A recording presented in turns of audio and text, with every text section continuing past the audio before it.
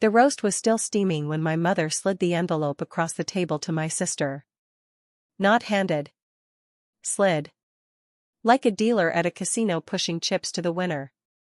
Inside that envelope was $22,400. Mine. Every cent of it earned between 5 a.m. shifts at a bakery and 10 p.m. tutoring sessions over video calls with kids whose parents paid in the currency I needed most, which was cash, fast and untraceable. I had saved that money for 4 years. I had slept on a twin mattress in a studio apartment next to a laundromat for 4 years. I had not flown anywhere, not bought a real winter coat, not gone out to dinner unless someone else was paying, for 4 years. And my mother slid it across her dining room table to my sister Hannah like it was a birthday card. "What is that?" I said. My voice came out steadier than I expected. "Don't start, Rachel," my mother said, not looking at me. "Hannah needs this more than you do." My stepfather cut into his roast and didn't look up. My brother-in-law poured more wine. Hannah opened the envelope and her eyes went wet the way a rich woman's eyes go wet when she is receiving something she already feels entitled to. My father, the man who helped raise me until he didn't, lifted his glass and said, "You've always been the strong one, Rach. Hannah's had a harder road. You'll bounce back. You always do. Bounce back." Like I was a tennis ball. I sat there with my hands in my lap and I didn't cry and I didn't scream. I looked at the envelope in my sister's hand and I said, very quietly, "Okay. That's all. Just okay." I stayed for dessert because leaving would have given them a story to tell about how dramatic I was. I ate a slice of pumpkin pie I could not taste, and I kissed my mother on the cheek when I left, and I drove home with both hands on the wheel and my jaw locked so tight I could hear my own molars. 3 weeks later, my mother had 47 missed calls on her phone from people she could not afford to ignore. And she was calling me, because I was the only person in her life who knew how to answer them. Let me take you back. My name is Rachel Cole. I am 29 years old. I am the older daughter of a woman named Diane who has spent my entire life operating under the assumption that my purpose on this earth is to make her other daughter's life easier. My mother remarried when I was 7 and my sister Hannah was 3, and from that moment forward, there was a quiet ledger in our house that everyone could read but no one would admit existed. Hannah got the bigger bedroom. Hannah got the new clothes. Hannah got the summer camps. Hannah got the car at 16. Hannah got the college fund that had my name on it until the year I turned 18 and my mother sat me down at the kitchen table and said, and I quote, "We think you're resourceful enough to figure college out on your own. Hannah isn't like you. She needs the cushion." I was 18. I said okay. That word again. Okay. It has been my factory setting for a long time. I worked my way through community college and then through a state school, living with 3 roommates in an apartment with a broken heater, and I graduated with a degree in accounting and no debt because I refused to take loans on principle. My mother told her friends at church that Rachel had put herself through school, like it was a compliment, like she hadn't been the one who turned off the tap. After graduation I got a job at a mid-sized firm doing tax work for small businesses. The pay was fine. Not great, but fine. What it bought me, more than anything, was a number. I knew numbers. I knew what $1 did over time. I knew what compounding looked like. And I knew that if I wanted to own a home before I turned 35 in a city where starter houses now cost what my parents had paid for their entire lives, I needed to start saving the day I got my first paycheck. I started saving the day I got my first paycheck. I set up a high-yield savings account. I automated transfers. I tracked every dollar in a spreadsheet color-coded by category. I took on side work because my salary alone was not enough and the math did not lie. I tutored. I did weekend bookkeeping for a small bakery in exchange for day-old bread and $100 cash a week. I did tax returns for people in my building at a discount because they paid me in referrals and cash. By the time I was 29, I had $22,400 in that account. Not a fortune. Not enough to buy a house outright. But enough for a down payment on a 2-bedroom condo in the unglamorous but stable neighborhood on the east side of the city where I'd been quietly watching listings for 3 years. I had a real estate agent. I had a mortgage pre-approval letter from a credit union, dated and signed. I had the down payment. I had the closing fund. I had done every single piece of my life by myself, without help, on a schedule I set and kept. And the whole time I was also quietly keeping my mother's finances on life support. This is the part nobody in my family ever said out loud. My stepfather, Hannah's father, was a contractor who had been semi-retired for about 8 years, which in his case meant he had stopped bidding jobs but had not stopped drinking during the day. My mother worked part-time at a medical office. Together, their income was not enough to cover their mortgage, their utilities, and the slow bleed of my mother's home shopping network habit. I had known this for years, because I was the one who had first noticed it when I was 23 and my mother asked me, very casually, to take a look at some of their paperwork because your father gets confused by the computer. What I found was a family running on fumes. A second mortgage taken out in 2018 that nobody had told me about. A credit card with $18,000 in balance carrying a 27% APR. A car loan on a truck my stepfather didn't drive anymore. And my mother, sitting across from me with her reading glasses on, saying, "I just don't understand any of this, Rachel, you're so good with numbers, can you help me figure it out?" So I did. That's the part I'm most ashamed of now. I did. I consolidated what I could. I called the credit card company and negotiated the APR down. I set up a budget spreadsheet for my mother that she mostly ignored but occasionally looked at. I started paying their water bill directly out of my own account, because when I ran the numbers one month and told her they were going to be short, she cried, and my stepfather left the room, and my mother said, "Rachel, please, just this 1 month," and 1 month became 37 months in a row. I never told Hannah. I never told anyone. My mother asked me not to, and I was still the daughter who said okay. Meanwhile, Hannah lived in a house her father had helped her and her husband buy, drove a car my stepfather had co-signed on, and worked a part-time job at a boutique owned by one of my mother's friends. She had a toddler named Emma who I genuinely loved, and a husband named Tyler who I had never liked because he had the specific kind of confidence that men develop when they have never in their life had to figure anything out alone. My best friend at work, a woman named Priya who had started at the firm the same month I did, used to say to me, "Rachel, you are the emergency fund for people who never plan for emergencies." She said it like it was a joke. It wasn't. The Thanksgiving dinner where my mother gave Hannah my money started out looking like every other Thanksgiving at my mother's house. My stepfather had put on a button-down shirt, which was his version of dressing up. My mother had set the table with the good plates, which meant the ones without chips. Hannah and Tyler had arrived 45 minutes late with Emma, who was 3 and overtired and immediately asked for juice. My mother had already opened a bottle of wine. I had driven in from my apartment across town with a pie I had baked myself, because I still participated in the rituals. I still showed up. I still tried. I remember walking into the kitchen and my mother hugging me the way she hugs me, which is a one-shoulder, one-armed hug that ends the second she has made contact. "Oh, you brought pumpkin," she said, looking at my pie. "Hannah brought an apple pie from that bakery downtown. We can just do both." The bakery pie was $38. I know because I saw the receipt on the counter later. My pie had cost me $4 in ingredients and 3 hours of my Sunday afternoon. We ate. The conversation moved the way it always moves at my mother's table, which is that Hannah talks and the rest of us listen. Hannah talked about Emma's preschool. Hannah talked about a kitchen renovation she and Tyler were thinking about. Hannah talked about a trip to Charleston they had taken in October and how the hotel had been disappointing but the food had been incredible. My stepfather nodded along. My mother laughed at things that weren't funny. I asked questions when it was polite to ask questions and I kept my hands in my lap. About halfway through dinner, Tyler put down his fork and said, "Actually, we have some news." My mother's face lit up. She already knew. I could tell by the way she set her wine glass down and folded her hands like a woman at church.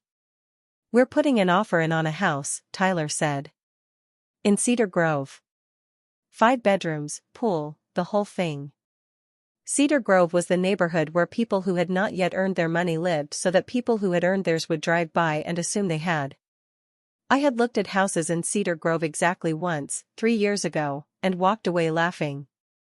"That's wonderful," my mother said. "Oh Hannah, that's wonderful. Tell them the rest." Hannah smiled the smile she smiles when she is about to take something from someone. "Well, the thing is, the down payment is a lot more than we were planning for.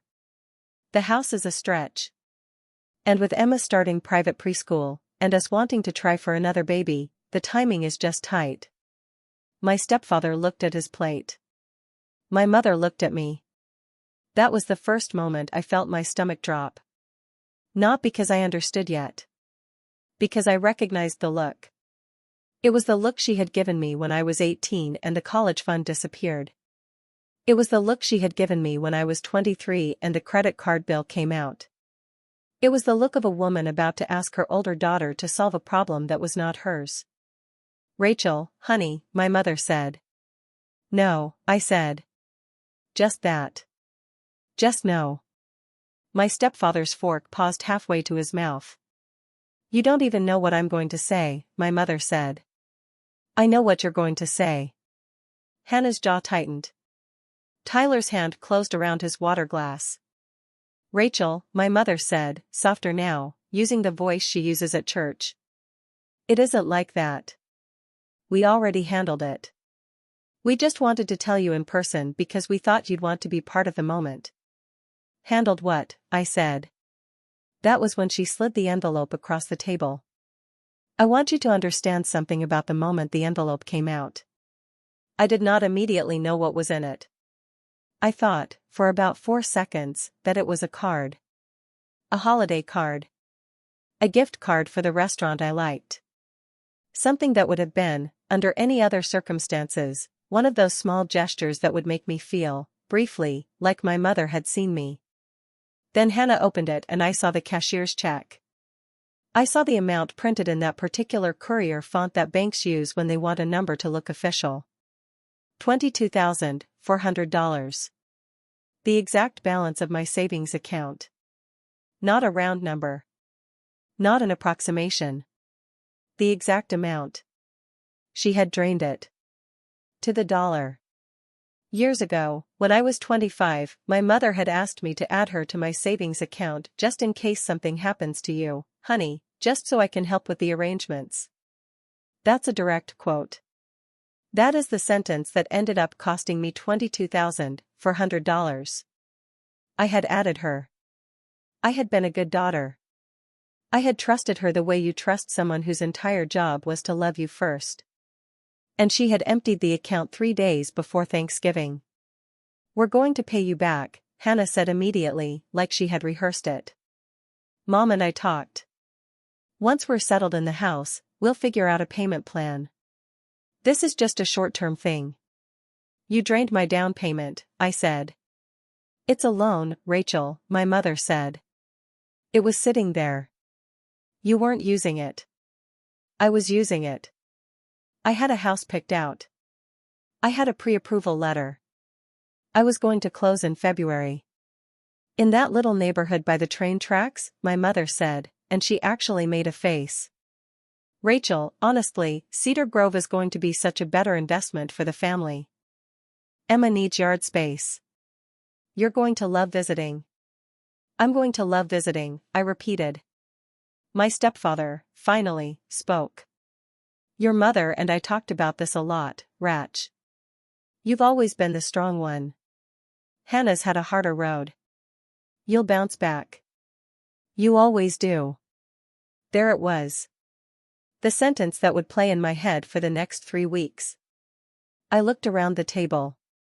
My sister was already folding the check back into the envelope, sliding it into her purse, like she was worried I'd grab it. My mother was refilling her wine. Tyler was cutting his roast and chewing with the confident mastication of a man who had just been handed $22,000 of someone else's money and was eating it as meat. And nobody, not one person at that table, looked sorry. I thought about yelling. I thought about standing up and overturning the table like a woman in a movie. I thought about grabbing the envelope out of Hannah's purse and walking out of the house with it. I didn't do any of that. I looked at my mother and I said, "Okay." She smiled. She actually smiled. Like we had reached an understanding. What she did not understand, could not possibly have understood, was that the okay I gave her that night was a different okay than any okay I had given her before.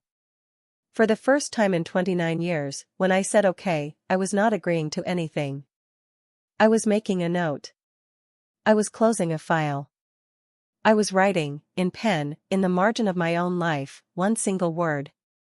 Done. I ate my pumpkin pie. I helped clean up. I kissed my mother on the cheek. I got in my car and I drove home with my hands at 10 and 2 and my jaw locked so hard my headache didn't leave for 2 days. And on the drive home, somewhere between the exit for the highway and the turn onto my street, I started making a list in my head. Not of ways to hurt them. Not of revenge. Just a list of everything I had been quietly doing for my mother's household that she did not know I was doing, and everything I had been quietly doing for Hannah that she did not know I was doing, and everything I had been quietly doing for the entire extended family that nobody had ever noticed, much less thanked me for. The list was longer than I had realized. The water bill. The credit card minimum I had been ghost paying for 37 months. The tax returns I did for my mother and stepfather every April for free.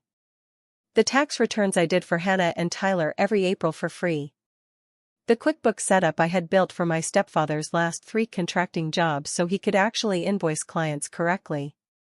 The IRS letter I had resolved for my mother in 2022 that she never mentioned again. The small business tax ID I had registered for Tyler's side hustle 2 years ago, which he used to file under even though he had never paid me for the work.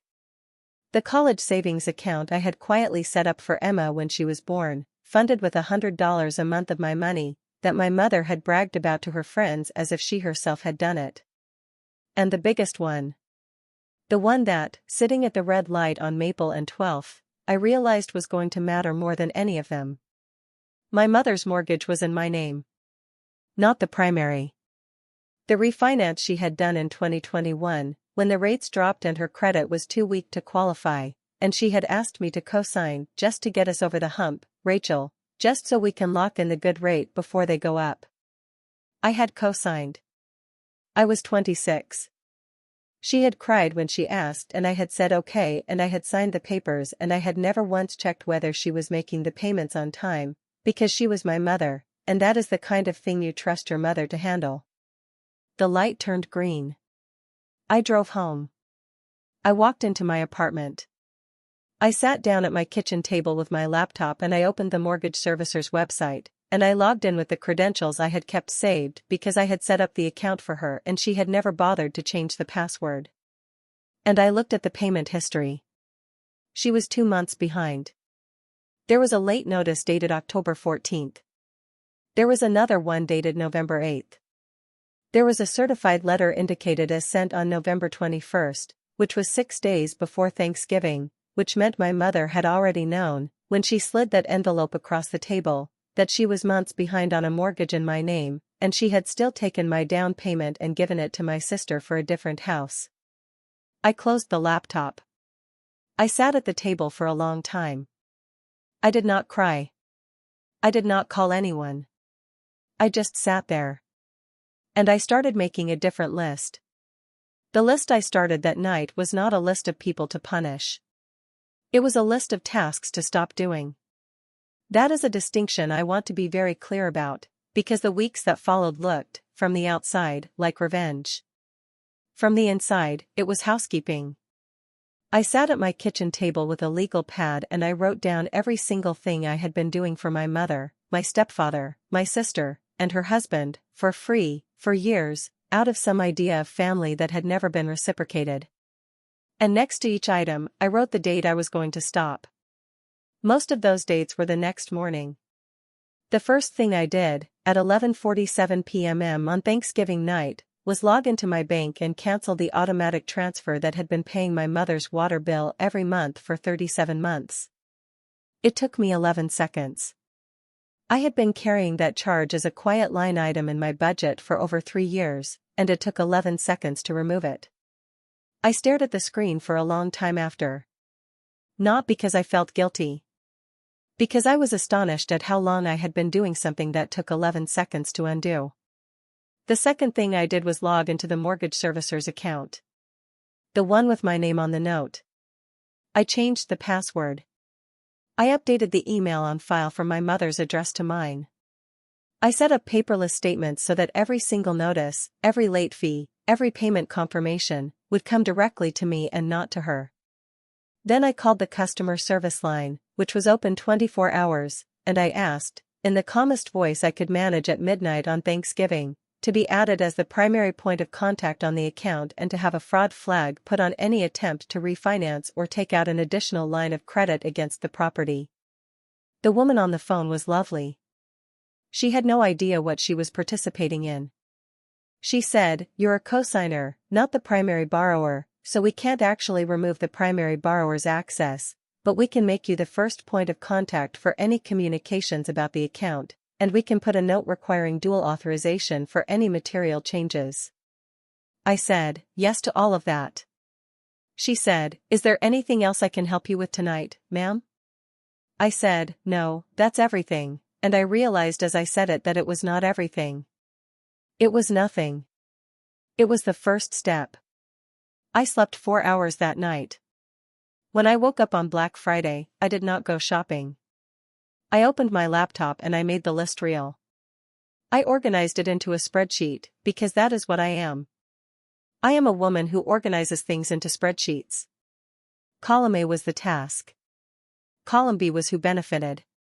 Column C was how long I had been doing it. Column D was the estimated dollar value of what I had been providing for free. When I totaled column D, I sat back in my chair and looked at the number for a long time. Over the last 6 years, I had given my family, in direct payments and unpaid professional services, somewhere between $38,000 and $44,000 of value. That did not include the $22,400 they had just taken. That was just the quiet, unglamorous, invisible carry. I closed the spreadsheet. I did not cry. I did not call Priya. I did not call anyone. I just started going down the list. I called Tyler's accountant, which was me, and fired myself. I drafted an email to Tyler explaining that I would no longer be handling his small business tax work and that he would need to find a new preparer for the upcoming tax year. I did not send the email yet. I saved it to drafts. I logged into Hannah's old QuickBooks file, which was still on my computer from when I had set it up for her side business 3 years ago, and I exported the data to a clean file I could send her. I wrote her a polite email saying I was stepping back from handling her books and that the attached file contained everything she needed to continue on her own or with a new bookkeeper. I saved that to drafts too. I logged into the small email account I had created at my mother's request to handle her business correspondence, the one she had never learned to check, and I forwarded the last 6 months of messages to her personal inbox. Most of them were late notices, collection calls, and one letter from the HOA at my stepfather's rental property asking about an unpaid assessment. I had been quietly answering those on her behalf for 2 years. I stopped. I took myself off the account as the billing contact for her phone, which was on a family plan I had been paying for because it's just easier. Rachel, you're better with that stuff. I called the accountant at the firm who I had been sending my mother's W-2 information to every year so her taxes would be filed on time. I let him know I would not be facilitating her filing this year. He said, "Oh, that's a shame. She's a sweet lady." I said nothing. None of this was revenge. Every single one of these tasks was something I should have stopped doing years ago. Every one of them was a boundary I had told myself I would set someday and never had. What my mother did at Thanksgiving gave me the clarity to set them all in one 48-hour stretch. On Saturday morning, I called my real estate agent. Her name was Monica and she had shown me 11 condos in the East neighborhood over the last 8 months. She had become something like a friend, in the casual professional way those things happen. Monica, I have to pull the offer. There was a long pause. Then she said, what happened? And for the first time I told someone outside my head what had happened. I told her about the envelope. I told her about the amount. I told her about my mother using the joint account. I told her that I had worked for 4 years to save that money, and that my family had handed it to my sister over pumpkin pie like it was a parking ticket they were splitting. Monica did not say any of the things I was expecting. She did not say that she was sorry. She did not ask if I was okay. She said, Rachel. That's theft. I said, I know. She said, are you going to call the police? I said, she was on the account. She said, then that is the worst version of technically legal I have ever heard in my life. Monica said she would hold the listing for me until the end of the year if I thought I could come back. I thanked her and said I did not think I could come back. Not to that specific condo. Not in February. The timeline was broken. The plan was broken. The assumption my life had been running on, that I could trust my mother to leave my savings account alone, was broken, and everything built on top of it had to be rebuilt. On Sunday, I drove past Cedar Grove. I do not know why I did this. I did not plan to. I was driving home from a grocery run and my car just went that way. I drove down the main boulevard of the neighborhood, past the fake stone entrance and the oversized mailboxes and the lawns that were too green for late November, and I found the house Hannah had mentioned at dinner. Tyler had said the address out loud. I remembered it. It was on a corner lot, 2-story, cream-colored, with a 3-car garage and a front porch that did not look like a porch so much as a suggestion of one. There was a sold sign in the front yard. Already. 3 days. They had closed on the house in 3 days with the money they had taken from me. Or they had signed something that committed them to closing. Either way, the decision had been made without me, funded by me, while I was still sitting in my apartment wondering if I was the one who was overreacting. I did not stop the car. I drove past the house and I kept driving and I went home and I did not mention to anyone that I had seen it. That was the quiet period. That is what Michelle Lewis calls it. I did not know that phrase then, but that was what I was living through. The period after the explosion where everyone around you assumes you have calmed down, because calm looks the same on the outside as planning does. My mother called me the Monday after Thanksgiving. She left a voicemail. Rachel, honey, I just wanted to check in. Thanksgiving was lovely. I hope you had a good time. Call me back when you get a chance. Love you. I did not call her back. She called again Wednesday. Voicemail. Rachel, I haven't heard from you. Is everything okay? Please call. I did not call her back. She texted Friday. Are you mad about the Hannah thing? I thought we had talked about this. Call me. We had not talked about anything. I had said okay and she had taken that as a contract. I did not respond. Hannah texted Saturday. Rach, can you do my taxes again this year? We're going to be closing on the house in January and Tyler says our finances are complicated and he trusts you more than some random accountant. I did not respond to that either. I did, that afternoon, open the draft email I had written to her about the QuickBooks file, and I sent it.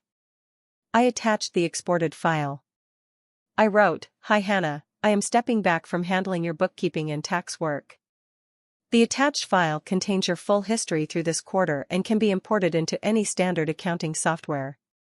Best of luck with the new house. Rachel. 3 dots appeared almost immediately. Then disappeared. Then appeared. Then disappeared. She did not respond. I sent the same email to Tyler. He called me within an hour. I did not answer. He called again. I did not answer.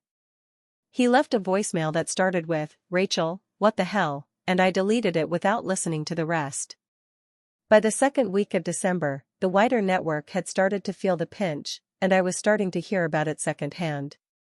My mother's best friend Linda, who had known me since I was a child and who had always treated me better than my own mother did, called me on a Tuesday afternoon and said, "Rachel, I don't want to be in the middle of anything, but your mother mentioned at book club that you and she had a disagreement, and I just wanted to check on you."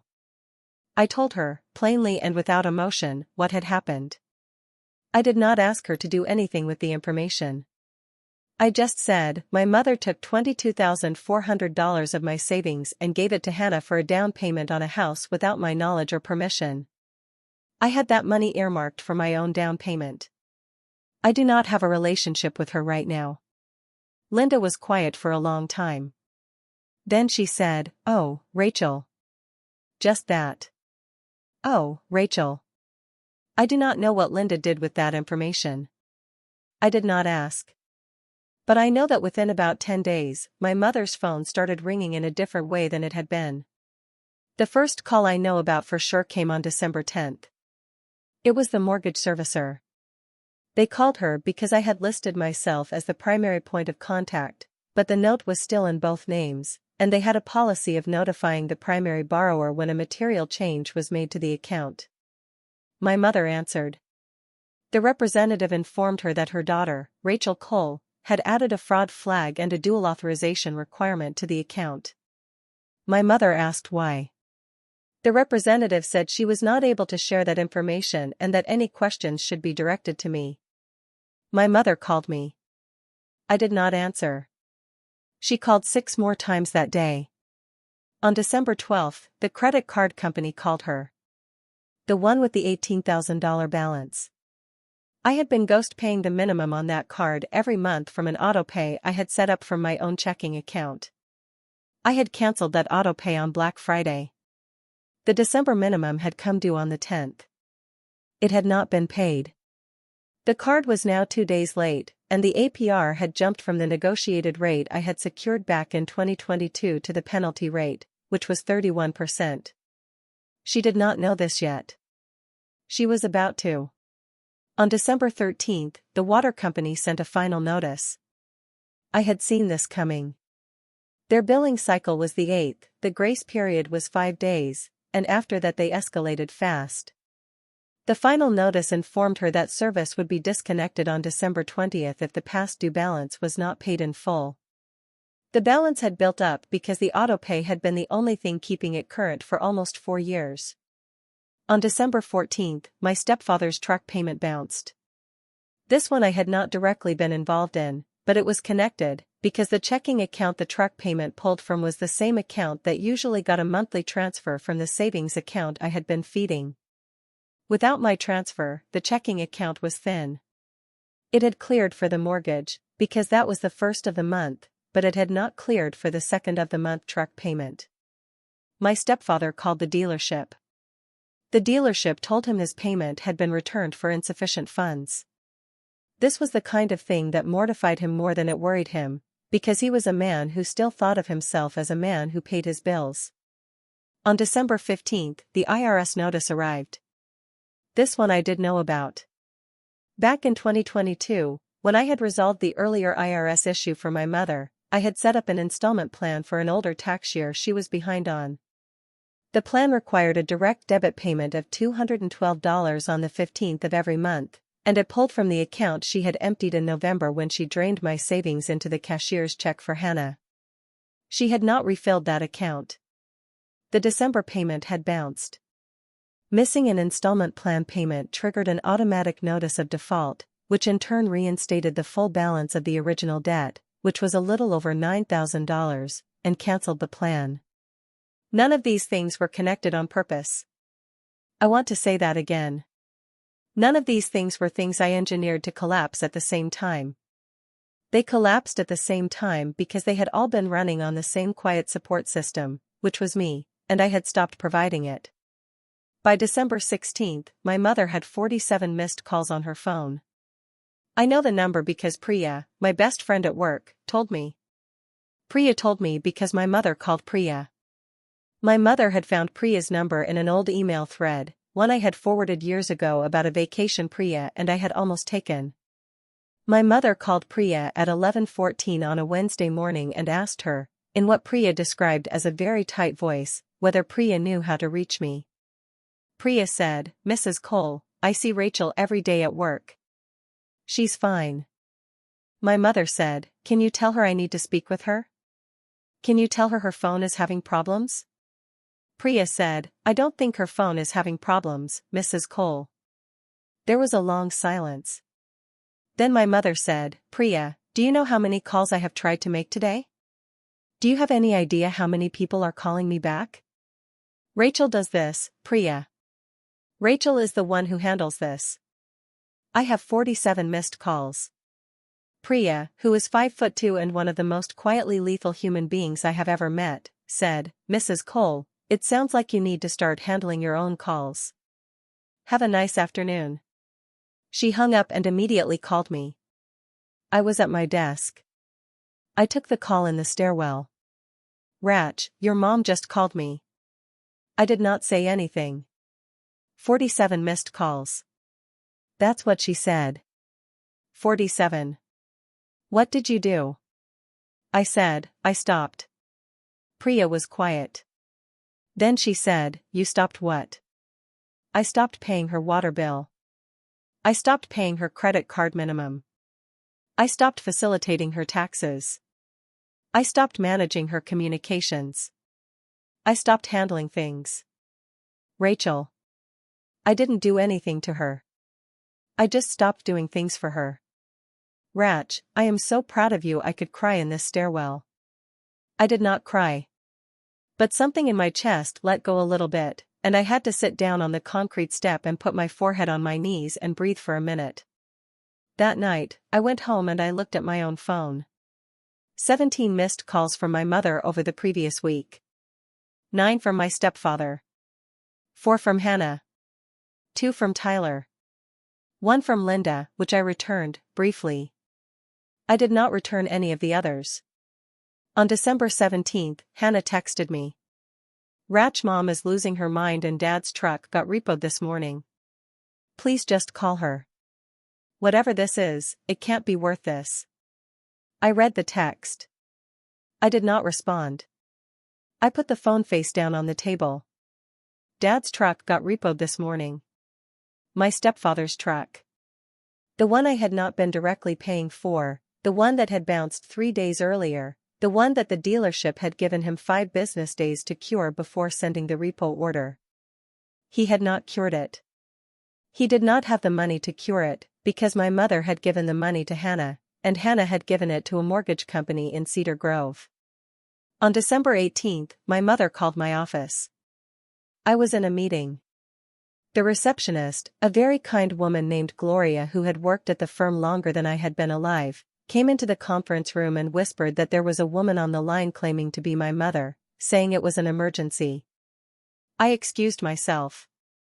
I took the call at Gloria's desk. My mother was crying. Not performatively. Really crying. The kind of crying where the words come out in broken clumps. "Rachel. They're going to shut off the water. They're going to shut off the power. They repossessed his truck. The credit card company is calling 3 times a day. The IRS sent a letter. I don't know what to do. I don't know what any of this means. Rachel, please, you have to come over. You have to help me figure this out. I don't know how to read these letters. Rachel, please. Please." I stood at Gloria's desk with the phone pressed to my ear, and I listened to my mother cry. And I thought, very calmly, about the envelope she had slid across the table on Thanksgiving. I thought about the exact amount. $22,400. I thought about my father's voice saying, "You've always been the strong one, Rach." And I said, "Mom. I'm at work. I'll call you tonight." She said, "Please promise me. Please promise me you'll call me tonight." "Rachel, please." I said, "I'll call you tonight." I hung up. I went back to my meeting. I finished out the day. I drove home. I sat on my couch with my phone in my lap and I thought about what I was going to say. And at 7:42 p.m. on December 18th, exactly 3 weeks and 1 day after my mother had slid an envelope across her dining room table, I called her back. When I called my mother back that night, I did not yell. I said, "I'm not coming over. I'm not fixing any of this. The water bill, the credit card, the truck, the IRS, the mortgage. None of it. That was never my job. I let you believe it was because I thought that was what love looked like. It wasn't." She said, "Rachel, we're your family." I said, "You gave my savings to Hannah. You did not ask. You did not apologize. You told me I would bounce back. So I'm bouncing. Just not toward you." She cried. I let her. Then I said the only thing I had rehearsed. If Hannah has $22,000 to spare on a Cedar Grove house, Hannah has $22,000 to spare on your water bill. Call her. I hung up. Hannah and Tyler had to pull out of the Cedar Grove deal in January. The down payment had to go back to covering the mess. My mother did not lose the house, but she lost the version of herself that believed she had never needed me. My stepfather got his truck back eventually. Nobody thanked me for anything, because there was nothing left to thank me for. I had stopped giving. I closed on a smaller condo in April. 1 bedroom, east side, near the train I actually liked. I paid the down payment from a fund Priya helped me rebuild in 4 months of pure focus. My mother was not invited to see it. She has not seen it. I miss the idea of her sometimes. Not her. The idea. That's the part nobody warns you about. The grief is for the mother you invented, not the one who slid the envelope. If you watched this far, you already know this story hit different. If you want more stories like this one, real ones, the kind people are afraid to tell, they're on your screen right now. Hit subscribe so you don't miss the next one. I'll see you there.